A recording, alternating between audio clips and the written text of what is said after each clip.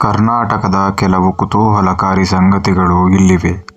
ಕರ್ನಾಟಕವು ವಿಜಯಪುರ ಜಿಲ್ಲೆಯ ಮೂಲಕ 5 ಮುಕ್ತವಾಗಿ ಹರಿಯುವ ನದಿಗಳನ್ನು ಹೊಂದಿದೆ. Kittur Rani Chennamma British East India ಕಂಪನಿಯ ವಿರುದ್ಧ ಸಶಸ್ತ್ರ ದಂಗೆಯನ್ನು ಮುನ್ನಡೆಸಿದರು.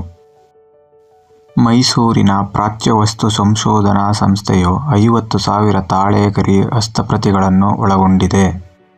ರಾಜ್ಯವು 13 ವಿವಿಧ ಭಾಷೆಗಳಿಗೆ ನೆಲೆಯಾಗಿದೆ. ಕರ್ನಾಟಕವನ್ನು 1956ರಲ್ಲಿ ರಚಿಸಲಾಯಿತು ಮತ್ತು 1973ರವರೆಗೆ ಮೈಸೂರು ರಾಜ್ಯ ಎಂದು ಹೆಸರಿಸಲಾಯಿತು. ವಿಜಯನಗರ ಸಾಮ್ರಾಜ್ಯದ ಅವಶೇಷಗಳು ಯುನೆಸ್ಕೋ ವಿಶ್ವ ಪರಂಪರೆಯ ತಾಣವಾಗಿವೆ.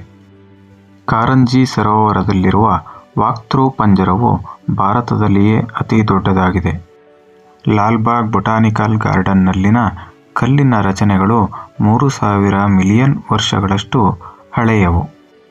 ರಾಜ್ಯವು ದೇಶದಲ್ಲೇ ಅತಿ ದೊಡ್ಡ ಕಾಫಿ ರಫ್ತುದಾರ. ಗೊಮ್ಮಟೇಶ್ವರ ಪ್ರತಿಮೆ ಏಕಶಿಲೆಯ ಪ್ರತಿಮೆ 58 ಅಡಿ ಎತ್ತರವಿದೆ. ಈ ರೀತಿಯ ವಿಷಯಗಳು ನಿಮಗೆ ಇಷ್ಟವಾದಲ್ಲಿ ಲೈಕ್ ಮಾಡಿ, ಶೇರ್ ಮಾಡಿ ಮತ್ತು ಸಬ್ಸ್ಕ್ರೈಬ್ ಮಾಡಿ. ನಿಮ್ಮ ಅನಿಸಿಕೆಗಳನ್ನು ಕಮೆಂಟ್ ಬಾಕ್ಸ್ನಲ್ಲಿ ತಿಳಿಸಿ. ಧನ್ಯವಾದಗಳು.